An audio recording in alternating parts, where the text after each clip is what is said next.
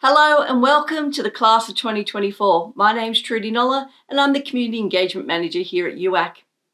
You're now in Year 12 and you're probably wondering what lies ahead of you for the next 12 months. Apart from the fact that we expect that you're going to keep those great study habits going and of course work towards your potential to get the best marks possible throughout this coming year. This short video, of course, is going to go through everything you need to know from ATAR through to the application process and when things will happen for you. So you might still be wondering who UAC is. Well, UAC is an organisation that looks after applications into over 30 different institutions across New South Wales and the ACT. We also administer applications for our access schemes, which we'll talk about very soon. But of course, the one thing that we are most known for is the fact that UAC calculates the ATAR for all New South Wales HSC students. So let's talk ATAR. The ATAR, of course, is a rank that you will receive if you're eligible at the end of Year 12. UAC needs 10 units of completed studies to actually calculate your ATAR. And of course, the ATAR is just the number that universities will use to, of course, select students into their courses. So you may be thinking, I'm now in Year 12, and should I be keeping all 12 units of study that I completed in Year 11? You may be thinking of dropping a course, or you may be thinking of picking up, of course, an extension course. Whatever your thoughts, there are a few things you may need to consider. If your thoughts are to drop an HSC course, then before you make that decision, ask yourself this. Do I need an ATAR? If you want to go to university, then your answer would be yes. Even some early entry schemes will need you to reach a minimum ATAR. Does the course have a prerequisite for entry into university? Not all universities have prerequisites for entry. However, completing the course that is a prerequisite for some universities will set you up for success once you get there. If your answer was yes to one or more of those questions, then here are a few rules you'll need to remember about the ATAR. All class assessments and exams must be completed for all ATAR courses to be considered for ATAR calculation. To be eligible for the ATAR, however, you need to, of course, complete 2 units of English, 8 units of Category 8 courses, and 4 subject areas. To calculate the ATAR, UAC needs 10 units of study, which must include 2 units of English, then the next 8 remaining units, which can only include 2 units of Category B courses. If you only have 10 units of study, then all units will be used in the calculation of the ATAR if eligible. Remember, we can only use 2 units of Category B courses, so if you are doing 10 units of study and more than 2 units of Category B courses, then you won't be eligible for an ATAR. So, if you're going to drop subjects, please talk to your school about your eligibility before you make any decisions. So now that we've talked a little bit about ATAR, let's have a look at what's going to happen throughout the next 12 months in terms of UAC applications. First, applications for university entry will open in early April for courses that commence in 2025. The next important date will be mid-September when the Schools Recommendation Scheme or SRS applications will close, which we'll talk about in a moment. The next important date that students will need to remember is for the early bird close, which is at the end of September. From then, November will be your next important date. This is when we'll start giving offers for Schools Recommendation Scheme. Of course, the ATAR will then be released in December, and the first ATAR-based offer round is always just before Christmas. For those students looking at medicine, then offers for that course will not go out until the January. Please look at the UAC website in April for all dates that are important to you. So here are a few facts you need to know about the application process. As we said, applications will open in early April, and on that day, UAC will email Year 12 students in New South Wales and the ACT with their UAC PIN that they will need to actually lodge an application online. UAC will use the email address that you have listed with NESA or the BSSS.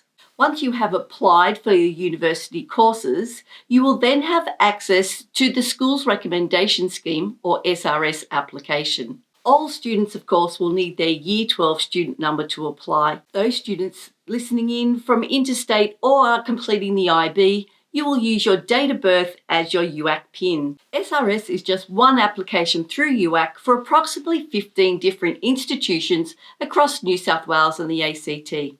Of course, there are many other early entry schemes outside of the UAC system that students can apply for, but it's really up to the individual student as to how they wish to apply. A couple of things to remember when you're applying for early entry is that A, it is not a guarantee of entry. B, not all universities have early entry schemes. And C, not all institutions have every course available through the early entry schemes. In many cases, the ATAR still plays a part in early entry. And of course, all students have to work hard and still complete the HSC to even be considered. Let's talk a little more about the School's Recommendation Scheme, the one application through UAC that students can submit for consideration into around 15 different institutions. This application can be submitted after the university application has been completed. This is one application where students are considered for early entry based on their Year 11 results and the school's recommendation. This application takes very little time, and students from New South Wales do not need to do anything further than just submit the application, as UAC will be able to retrieve your Year 11 results directly from NESA and, of course, ask your school to do the recommendation. For all other students in the ACT and other interstate students or IB students, you will need to upload your Year 11 results, and then UAC, of course, will get the recommendation directly from your school. The other application that, of course, is available to students is a special consideration application called the Educational Access Scheme. This is for students who have experienced some form of disadvantage through Years 11 and 12 where it has affected your school grades. With this application, you will need to provide supporting documentation. Some of the documentation that's expected would be an educational impact statement, which should come from your school, an applicant statement telling us how this disadvantage has impacted your grades. In some cases, you may need a medical impact statement from a registered practitioner, but of course, this document package that you will print out at the end of the application will tell you exactly what it is that you will need to supply. Although the Educational Access Scheme application is not a guarantee of entry, it may just increase your selection rank for a particular course at a particular university. Of course, there are many other applications that students can apply under, such as things for scholarships or accommodation, but these are directly with each institution, and I would highly recommend that you research and apply for everything. Of course, for all ATAR-based offer rounds, the selection rank is the thing that universities use for entry into their courses. For many students, their selection rank is their ATAR, but for other students, it could be their ATAR plus adjustment factors or adjustment points. There are many types of adjustment factors that can be taken into consideration. One type of adjustment are subject adjustments. This is where you've completed an HSC course that relates to the university degree that you're trying to get into. For example, I've completed maths at a high level and wanting to get into engineering. I've done very well in Maths Advanced, therefore I may get a couple of adjustment points that changes my selection rank into engineering. Other adjustments that are available are location adjustments. So I live within a catchment of a university, therefore because they want to prompt me to go to their university, they will give me a couple of location adjustments. The Educational Access Scheme may also give adjustments. Then there is elite athlete and performer adjustments, where you are competing at state or national level and have, of course, applied to the university for that consideration. For subject and location adjustments, these are automatic, and I would highly recommend that students research the different adjustments on each university website. Remember, adjustment factors don't change your ATAR, they just change your selection rank into a particular course at a particular university. So what are preferences? Here at UAC, we use a lot of jargon, And we forget that students may not remember or not understand what a preference is and how that works. A preference or a course preference are the courses that you are wishing to be considered for at particular universities. If you consider the UAC website and have a look at the courses listed there, you'll find that each course or each course preference has a course code attached to it. That course code will tell us the name of the university, the name of the course, and of course the campus that you're wanting to study on. You can choose up to 5 different course preferences to list on your UAC application. Now this could be the same course at 5 different universities or 5 different courses at one university. The choice is yours. Remember, of course, that when you apply, you are not stuck or not locked into the 5 course preferences you have listed on the application in the first instance, as they can be changed as many times as you like throughout the whole process. So now you know what a preference is, let's talk about changing preferences and how that works.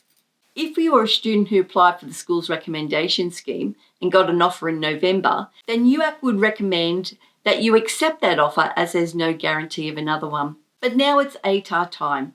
So now you're going to be considered based on that ATAR and any other adjustment points that you may have accumulated. We would highly recommend that you list your dream course as your first preference, no matter whether your ATAR is enough to get you entry or not, as that is your dream course. Then you have some research to do.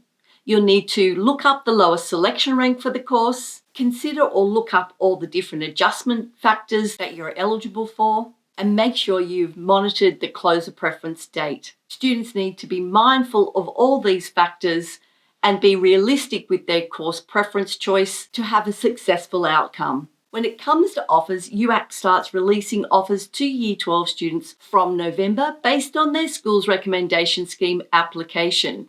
There are 2 offer rounds per month from November through to March, and the first ATAR-based offer round is for December round 2 before Christmas. Students, of course, can change their preferences around as many times as they like throughout the whole process, and of course should monitor the closer preference and offer dates on the UAC website. So here are a couple of top tips from UAC.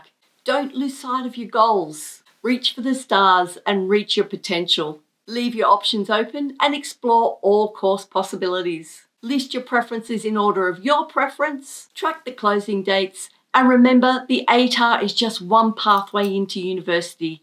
If that ATAR doesn't get you to where you want to be, then of course there are many, many other pathways that you can take to get you to where you want to be. That's it from me. I hope you got a little bit of information for what's ahead for the next 12 months, and welcome once again to the class of 2024.